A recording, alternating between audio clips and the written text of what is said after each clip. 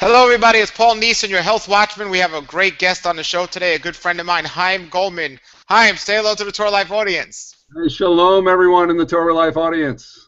Chaim, my viewers should know you because I've been part of many biblical health events, and you've been part of them as well. Not only biblical health, you're part of Biblical Health TV, and so many other great things. But give everybody your background and what you do, and then we'll get into what you're doing today because you have such a Okay. vast background with just All health right. and the Bible in general. I've been around. Well, I'm Jewish by birth, Chaim Goldman. You could probably guess that. I grew up pretty secular, and in fact, Paul interviewed me, and I have my whole testimony coming to faith on another video that Paul did. But I came to faith 20 years ago, now in my 21st year, and since then I've worked a lot in the Hebrew roots movement, teaching in that area as well as growing in my own faith. Also, about 5, 6 years ago, got involved with Biblical Health TV, founded that, which is near and dear to Paul's heart. We're believers who are teaching a proper biblical perspective on health. And I also am a business coach where I teach believers how to have kingdom-minded businesses to do it professionally, because my background really is as a TV producer and in sales and marketing, and I love to help other people tell their stories. And so that's what I do also professionally. And then as of late, and this is where it's all come together and why we're talking right now, thankfully, with my wife, Dr. Kim Goldman, who's a chiropractor, that brought us into the health realm also, is we just launched a family ministry that's been a long time coming called Repairing the Breach, which people will recognize out of Isaiah 58. And Repairing the Breach is bringing together, and I'm really excited about this, everything that I've been doing. We talk about what we call ancient paths, which are the Hebraic roots of the faith, and biblical health, and kingdom business, which is walking in your calling and your vocation. So all of that coming out with my wife, going out, and my children also, starting to go out and teach with a heart for, well, bringing this all back together, bringing the bride of Messiah together, a proper understanding, holiness, sanctification in all things. And of course, you know, it all comes under faith-based obedience, keeping the Torah in everything in our lives, and that's repairing the breach. Oh, wonderful, wonderful, Chaim. I thank you so much for taking the time out of your busy schedule, doing so much to join us today.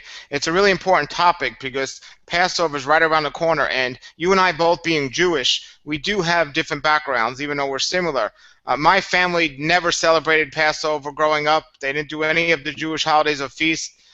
You have a little bit more experience with that. And when you became a believer in Yeshua Messiah, there was some adjustments to be made. One of the questions I get most often, especially right now, is how, as Messianic believers, do we keep the Passover?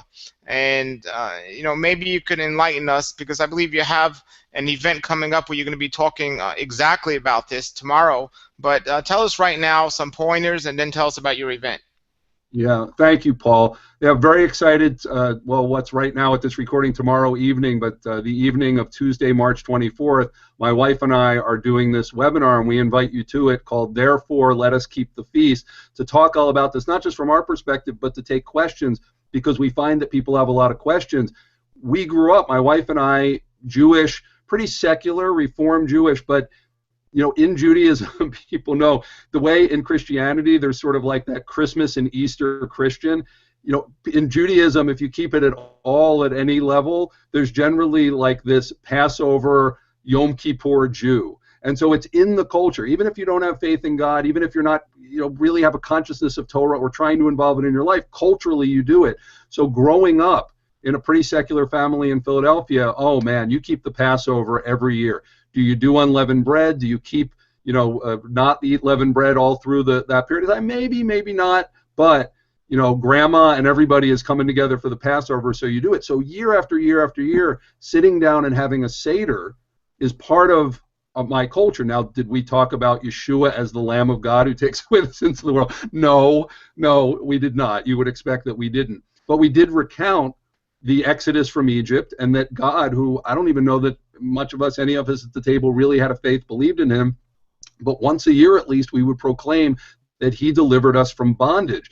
And so as as I in my mid-late 20s became a believer and started understanding, you know, the roots of the faith and where my Jewishness connected with that, and who am I and what is my identity, well, certainly you connect with the Passover right away, especially as a lot of people teach. And I thought this originally, and a little spoiler alert, we'll talk about tomorrow night. I do not believe it out of the scriptures. I could show it, and I do, that the Last Supper was not a Passover Seder. I think it's clear, although I know that's taught. But that connection was there, the Jewishness of Jesus, of Yeshua, and all of that coming in and getting combined.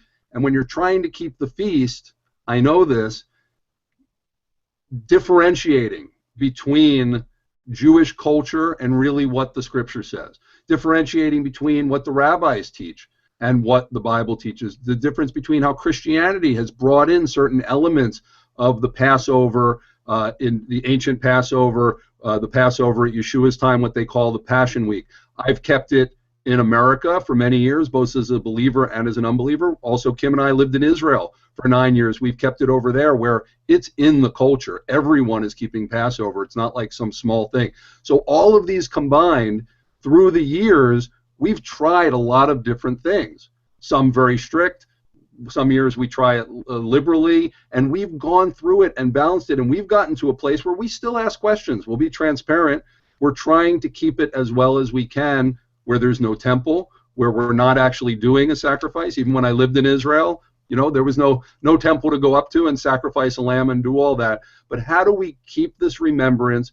How do we do it faithful to what the Torah says? How do we do it in light of Messiah? Those are big questions, even what dates to keep, because as you know, people keep rabbinic calendar dates. There's what's called the corrected dates. There's all of this going around, and we find that it can be very, very confusing to us and to other believers, especially people who are newer to it. I've been keeping it now for, I'm about to turn 48 years old, so I've kept a lot of Passovers. I've been keeping them as a believer since I was 27, and I believe that we can bring a balanced perspective. Maybe we don't have the exact answer for you, and in the end, by the way, Paul, and you know this, I believe in sovereignty. I believe in each person not telling you how to do things, but helping and guiding and discipling and giving you the benefit of our experience. So we're going to do somewhat of a presentation tomorrow night. I'll be happy to answer my opinion of specific questions that you may have for me right now. But overall, it's about helping you experience the fullness of what Yehovah or Yahweh or whatever you have to give the Lord has for you in this feast this year, to get closer to Him, to experience it, to understand Messiah through it, to bring your family, to teach your children about it, because the Torah does say we do this so that our children will ask us and will explain this Exodus from Egypt. Bringing that all together in the most biblical and practical way, so that as Paul, Rav Shaul said, let us keep the feast, and that you would do that this year wherever you happen to be on the planet in the best way possible that's most meaningful to you. And that's Wonderful. my goal. So wonderful. We're excited about it. I got three things that I want to bring up and ask you. One of them is, first of all, even though you're doing this tomorrow, and I want people to get on there live because they can ask you questions, this will be recorded, and people can watch this next year, the year after, and always to get the same answers. Only the difference is tomorrow they'll be able to ask questions live, but it'll still be up beyond that. Is that correct? Yes, yes. Of course, we're going to be recorded. We're going to be making it available, but there are going to be some things that we do on there and that we lead into, which you should seek to watch it and join us live tomorrow night or very soon in the recording, because we're going to have some special things in there that apply right away. Sure. And another thing you're going to want to know for this Passover. Yeah. And by the way, folks, I'm putting the link below this video. Just click on that link to sign up for the live Google Hangout tomorrow night with Chaim Goldman and his wife Kim. Yeah, I'll say what it is. It's repairing, repairing the breach, just like it sounds. .global, like worldwide. We're a family ministry, but we're global. Repairing the breach. .global. And you can just go there, and there's a link for there. But if you do /Passover, you go right to the information page. We tell you much more, about it, and you can sign up for it there. That's wonderful, wonderful. Okay, so here's a question. Most people, they get out of Christianity or just traditions of Christianity, and then they get into the traditions of Judaism on their Yeah. path to the Messianic lifestyle. So most of Passover, as I know it, is based around, even though it's a biblical premise, a lot of it is based around the customs of Judaism, or practices and customs. Now, is a Messianic Seder, because all the ones I've been to, it seems to be they haven't let go of those customs of Mm-hmm. Judaism within it. There's nothing in the Bible about some of the things that they do in a typical Passover, Sure. but in a Messianic Passover, they still keep many of those customs often. In your opinion, or with what you're going to be sharing tomorrow night, is it going to be a traditional Jewish custom Seder with Yeshua added to it, or is it going to be something just strictly biblical? Yeah. Well, let me say again, tomorrow night I'm not going to be doing a Seder. We're going to be having a discussion about keeping Passover and unleavened bread. I believe that traditions are wonderful as long as you understand where they come from. Paul talked about not following Jewish traditions that lead away from the truth. There are many traditions that lead right to the truth. In fact, we don't have a commandment to keep a Passover Seder. There is a hint to something, but this Seder that's been created, for the most part, is a story of what we're supposed to be telling, which is the story of the Exodus from Egypt. And the telling of that story presumably has been happening for some 3,500 years consistently, following the commandment to do so, and yet the tradition that was added by men gave a structure for a people to do this year after year after year and keep the commandments, except when it deviates from it. So let me give that as a context. For example, and we can talk about it tomorrow night, what in the world is there a roasted egg doing on the Seder plate? That's worrisome to me in a spring time when paganism had a lot of fertility traditions with eggs and Easter eggs and all this kind of stuff. And we have a way that we deal with that in a fun way at our Seder. Seders are not prescribed specifically how to keep them. I believe that people should come up with their own traditions, borrow from others, and have a good time while keeping the commandment to remember three things, right? We have to do the lamb, where there's the bitter herbs and there's the matzah, and Jewish tradition says that, but that's what it says in the scripture needs to be part of this remembrance. Those are the things that are mentioned, things that we know, like people say, well, there was 4 glasses of wine. You know what? It doesn't say that anywhere in Scripture. There's also, people in trying to relate it that the Last Supper was this way. They sang a hymn and all of these things that we find out were probably not there until at least the 2nd century. A lot of them were added in the Middle Ages. And so a lot of the things that we see in the traditional Seders today, and even bring them into the Messianic Seders to try to say, well, isn't this amazing how Yeshua was like this in the Seder? These things didn't even exist, as far as we know, back in the 1st century when Yeshua would have been growing up and kept Seders. So I believe that we can bring in tradition as long as we don't take it as commandments and say, well, we're doing this because we have to. No, you're doing it, I think, because you want to. I don't think that as believers we should do anything because the rabbis told us to. I don't believe that there's an authority there over us. But if they're fun things, because let's face it, and I teach this all the time, there's only one people group on the face of the planet that's been trying to do Torah for 3,500 years, or even 20 minutes, and that's Judaism. So not that I prescribe people to follow Judaism, but if we're going to look at a group of people have been year in and year out been testing theories, well, what if we did it this way? What if we kept the feast that way? What if we brought in this thing as a type? There's only one group, so why reinvent the wheel when you can look at a group that's been doing it for so long? And yet, we must use this Holy Spirit that's been put inside us to differentiate falsehoods from truth, darkness from light, and walk in a Passover that our Messiah would want us to be, in an unleavened bread and all the feasts, and our Messiah would want us to be. And I can't tell you exactly what that is. I can tell you how my family does it. I can tell you how we've balanced things and tried things that did or didn't work through the years. But at the end of the day, you will sit down with your family or your community, and you will keep the Passover and unleavened bread in a certain way. And you just need to have the answers, not me trying to tell you how to do it, but me giving you the benefit of my experience in love, and then say, knock yourself out. Go out, try it, and then teach me what you find of it, because we're going through all this together. We can't, unfortunately, keep the feast because, again, no temple, there's no lamb, but we do this remembrance wherever we are on the planet as best we can. And I know I keep saying that, but I don't want people to show up thinking that they're not going to get great information, or that I'm going to legislate how they're going to do it. I'm not going to do either. I'm on this journey with you, Paul, and I'm looking forward. We're going to start off with a presentation and a discussion to set some level of context, but mostly this webinar is going to be Q&A. We're going to ask people to ask questions live, and we're going to do our best to answer them, certainly from a biblical perspective and from a personal experience perspective.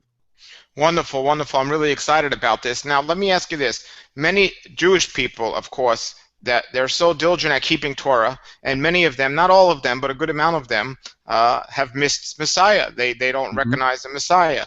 But many people that are so focused on Yeshua Messiah, which we should be, have missed Torah. Now, as they get more into Torah, they're realizing that Torah is not a Jewish thing, it's a biblical thing. And on those same premises, would you agree that the Passover, even though the Jewish people have mostly been doing it, is not a Jewish thing, it's a biblical thing? Yes. Well, and being for everybody. Yeah, yes. We certainly teach that. We have a teaching that I developed it last year, and it's something as repairing the breach. We're going out, and we had the honor. We were invited locally. We're here in Charlotte, North Carolina, but we're going to be traveling pretty soon to places and going around the country teaching. We were invited to teach at a church here in the Charlotte area on Messiah in the Passover. My wife, Kim, and I went in, and for 2.5 hours we got to minister this. And one of the primary things that I do is I have people open up to Leviticus 23, and I said, thus saith, Yahweh, these are the Jewish holidays that you are to keep in their times. See, does anyone have that translation? No, of course it doesn't say that. These are his feasts that his people, Israel, are to keep. The question is, who is Israel, and do you believe that you're Israel? If you believe as a believer, and I do, that you are Israel, you didn't replace Israel, you're not, the church is not a new Israel, but that the true people of the Almighty are Israel, then certainly this is one of the feasts that his people keep, that we are to keep as part of his covenant people. And so we teach that, and it's very clear in Scripture that a non-Israelite, a stranger, is not to keep the Passover. But when that stranger comes in and does the prerequisite to keep the Passover, which we won't go into that, it involves circumcision, and that's a whole other discussion of new covenant and is circumcision literal, figurative, what. We're not going into that today, but there is a way of coming in, keeping the feast. But you know what happens to a person who was a stranger who comes in and does these and keeps the feast? They become a complete, full citizen of Israel with all the rights and the responsibilities. So keeping the Passover isn't some little thing. It's really an entrance into being Israel. It's an entrance into this fullness of Torah and as a believer in Messiah. And this is it's a very big thing. Now, we're not, again, going up, you're not killing the lamb, having the priest put the blood on the altar, and that's what it was talking about. So that's a whole other discussion. Will we somewhat kind of get into it tomorrow night? Big discussion, and it's a reason why we need to have community.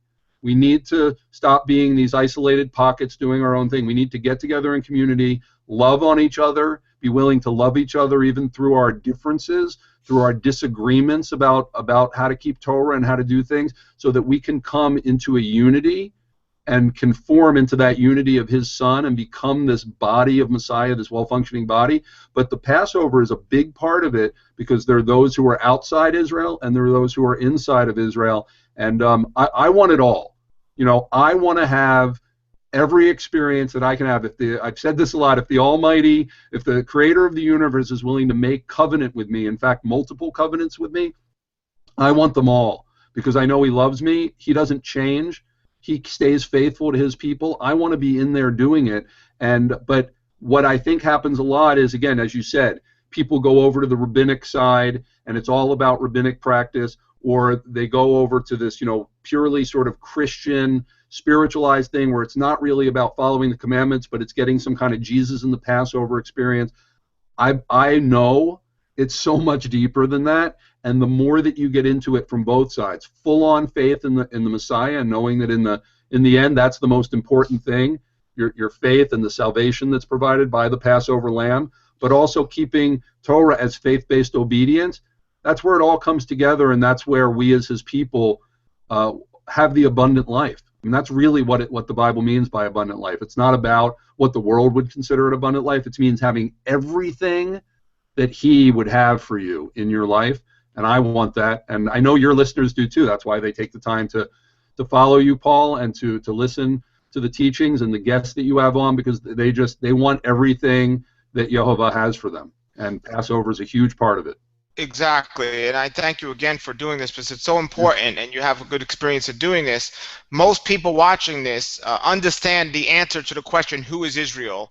And that will clarify a lot for them. But there are some people that might wander onto the channel and think, well, you know, I'm not Israel because I'm not Jewish, and it's a much more involved question. I encourage you to look at my other videos and just videos in general on the internet about who is Israel, to understand that it's not only the Jewish people when you look at doing feasts and all this. And Chaim's going to get more into this tomorrow, but the word Gentile pretty much is non-believer. It doesn't mean, you know, like people think it means not Jewish. No, a believing Gentile is an oxymoron to say, because if you believe in Yeshua, you should be interested in learning the feast and doing your best to fulfill them or keep them. And, yeah, Paul, I mean, yes. Paul, not Paul Nissan, but the Apostle Paul said, you who were once Gentiles, you were outside the commonwealth of Israel, have now been brought near by the blood of Messiah. You are part of this now, not to replace it, but to join it. But you know what? When you join it, there are things that you have to give up. We're a holy people. He calls us into a state of holiness, and so we all know this, and we have to do it, whether we come from a Jewish background, an atheist background, a Christian background, whatever it is. We come in, and we, as they say, you can come as you are, but you're not supposed to stay as you are. You get cleaned up, holiness by His Spirit, because the Spirit is the only thing that can convict you and work this thing out, work Torah out in your life. That Spirit that He gives us to guide us into all truth is what's going to bring you in, cause you to live a sanctified life, and that's what allows us to have this beauty of being complete with Messiah and Torah together. And it just gets deeper, it just gets stronger. But I'll say this, Paul. I know we're putting a lot in here.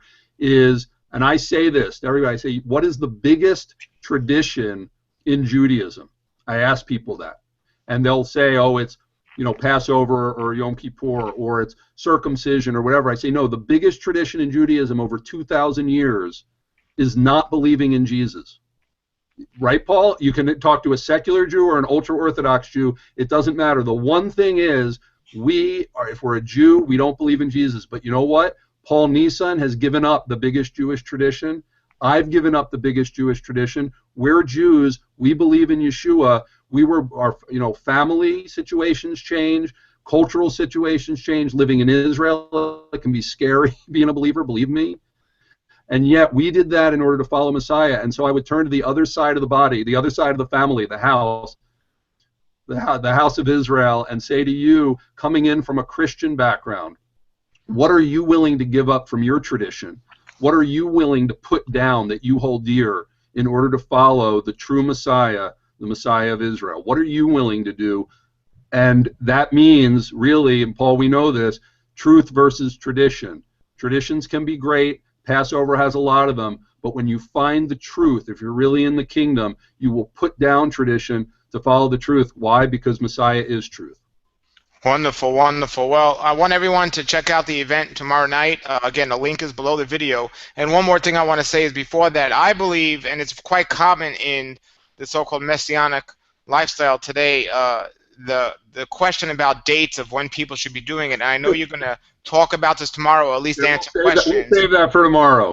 But I do want to say here, I'm not sure what questions you're going to get and what your answer is going to be. And I am not endorsing any particular date.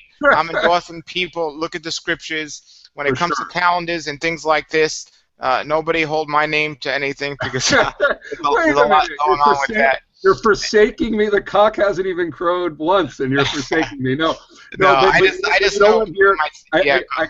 I gotta tell you something that I hope doesn't. Everybody that's just been watching us for 15 minutes and says, "Wow, that Chaim Goldman guy. Maybe I've seen him before. I'm seeing him now. I want to learn more about that guy and what he does in his ministry." And I might turn you off right now, and I hope I don't. I want you to hear my heart on this. Love is the most important thing. Yeshua said that the world will know, others will know that we are his disciples because of the love that we have for each other. And what I see, now having been a believer for 20 years, is that we treat, and it's no better, and it might even be worse in the Torah observant Messianic followers of the way, whatever we want to call ourselves, realm, that we treat non-believers better than we treat other believers. And the moment we find out that we disagree with other believers, whether it be on the calendar, whether people are still keeping Sunday in the church, whatever it is, we turn against them in a moment. We don't show them grace. We don't show them love. We don't hang out to disciple them or to maybe learn something from them. We dismiss them in a second. And that is why, instead of having one bride for the Messiah to come back for, there's 40,000 plus denominations, and there's so much anger and hatred amongst believers. And in Jewish tradition, it says that's why the temple was destroyed, because of hatred among Jews. We need to know, does someone have a testimony of Messiah? And if they have a true testimony of Messiah, you know what? I know that right now I have bad doctrine. Do you know why? Because I know things are true now that a year ago I thought were true. And if anyone out there isn't honest enough to say the same thing, you're a liar. Your doctrine is not perfect right now. My doctrine isn't perfect right now. Paul's may be. I won't say anything about Paul. But we need to be willing to hang out with people long enough. I'm not saying to hang out with everybody. I'm not saying that we shouldn't separate the sheep from the goats and find out who's in the faith. But we're separating the sheep from the sheep all the time, and that leaves us weak, and it leaves us with no testimony, and the world sees us attacking each other. Yeshua said we would know that you're my disciples because of the love you have for each other. So I will present what I'm doing. Love me, learn from me, I can learn from you, and at the end of the day, you know, we're all going through this learning, and you might keep a different calendar than I do, you might pronounce his name differently than I do, you may have different practices than I do. We need to have the testimony of Messiah, which is that I love you if you're truly in the faith, and I am not the one. I can judge you, but I have to see what the fruit is. And if you truly have accepted Messiah, but you're in some kind of denomination or some understanding that I don't get,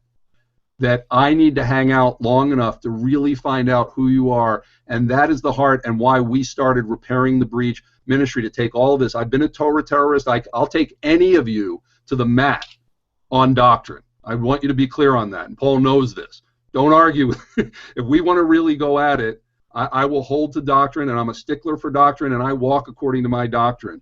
But I found out at the end of the day, was I building relationships? Was I discipling people? Was I loving people? Was I helping people? Was I really being a representative of Messiah in this world with that kind of attitude? No. And so in my experience, 20 years as a believer, I'm now coming into a place where I believe it's balanced, and this is what repairing the breach. My heart's desire is to be called, like it says in Isaiah 58, a repairer of the breach. And what I'm seeing is mass division, and we need to figure a way, folks, to come back into each other, to be pleasing to Messiah, and to be a light to the world. And so you're not going to find me condemning anybody tomorrow night, although I will speak very hard truth. How's that? Wonderful, wonderful. Thank you again very much. And folks, I'm going to put some links on the screen right now. One link I'm going to put up right here is to an interview I did with Chaim Goldman of his testimonial, so you can learn more about him. Just click right here, and you'll find that. It's on our website too, yeah. Yeah, it's on his website. Also, another link I'm putting up right here is a video I did called The Attitude of Yeshua, which talks exactly, it's a whole other topic, but it talks exactly what Chaim's talking about, and it's my newest lecture, most important lecture, The Attitude of Yeshua, right here. Just click there.